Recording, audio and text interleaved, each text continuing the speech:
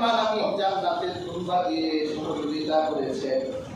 আর আরেকটা হলো আমার নবী রোজার বাবা আব্দুল্লাহ জবাই হয়েছিল, 300 উটের বিনিময়ে তার জীবন রক্ষা হয়েছে।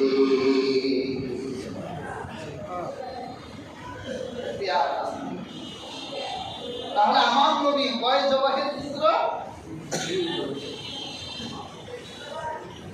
আব্দুল্লাহ পেশানিতে আমার নবীর নূর ছিল।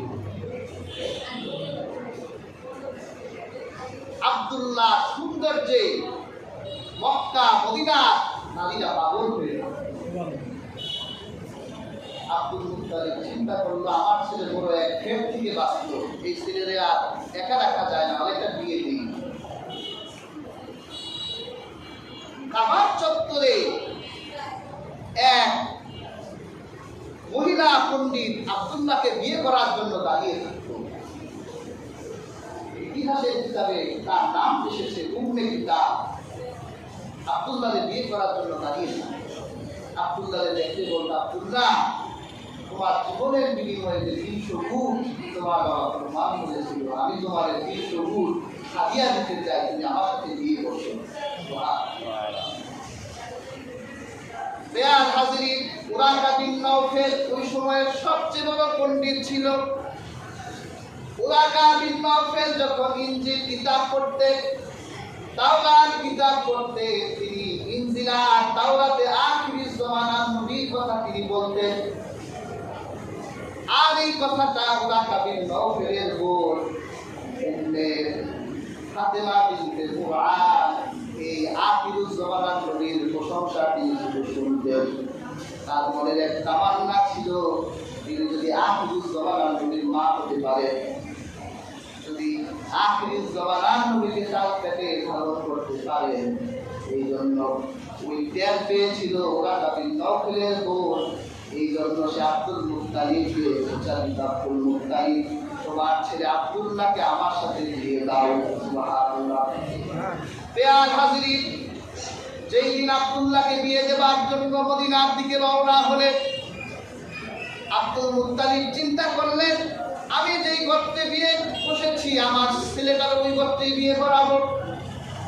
এই জন্য ওহাব চৌধুরীর বাড়ির দিকে রওনা হলেন। তিনি জানতেন ওহাব চৌধুরীর একটা মেয়ে আছে, তার নাম আমেনা, মেয়েটা বড়ই ভালো। রওনা হলে কাবার চত্বরে থাকা সেই উম্মে কিতাব আব্দুল্লাহকে বারবার ডাকলো, আব্দুল্লাহ যেও না, একবার হলেও তুমি আমার সাথে মিলিত হও। তুমি যদি একবার আমার সাথে মিলিত হও তাহলে 300 উট আমি তোমাকে হাদিয়া দিব। কিন্তু আব্দুল্লাহ কি বললেন, উম্মুল হারাম, আম্মাল হারাম, না না তুমি আমাকে হারামের দিকে নিও না। সুবহানাল্লাহ। নবীর পিতা জেলা করতে পারে? বেয়ার হাজিরিন, মদিনায় যাওয়া হলো। আব্দুল মুত্তালিব আমেনার সাথে আব্দুল্লাহ বিয়ে বসাই দিলেন। প্রথম বাসর রজনীতে আল্লাহ পাক আব্দুল্লাহর পেশানি থেকে আল্লাহর হাবিবের নূরটা তার মায়ের দেহে পাঠালেন। কি বরকত পেলেন আমেনা, সেই কথা তো আর হবেই। বেয়ার হাজিরিন, আব্দুল্লাহ নূর এখন আমেনার পেটে। অনেক বর্ণনা এসছে 5 দিন ছিলেন। এরপর আমেনারে মদিনায় রেখে আব্দুল্লাহ আবার বের করেন মক্কার দিকে। যখন কাবার চত্বরে এলেন, ওই যে উম্মে কিতাল দাঁড়িয়ে আছে আব্দুল্লাহকে বিয়ে করার জন্য। উম্মে কিতাল মন খারাপ, আব্দুল্লাহ কিন্তু চেয়ে আছে, কিন্তু একবারের জন্য আর আব্দুল্লাহর সাথে কথাও বলে না, একটু ডাকও দেয় না। এতদিন ডাক দিত, আজকে একটু ডাকও দেয় না। উম্মে কিতালের মন খারাপ। আব্দুল্লাহ বলে, কি হে রমণী, প্রত্যেকবারই তো আমার সাথে কথা বলো, তুমি আমার সাথে কথা বলতে চাও, আজকে একটু ডাকো দাও না আমাকে, গোপন জায়গায় নেবার ডাকো দাও না।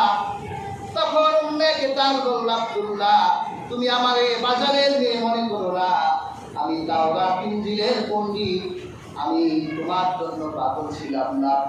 তোমার ভিতরে আখিরুজ জামানার নূর ছিল, আমি ওই নূরের পাগল ছিলাম।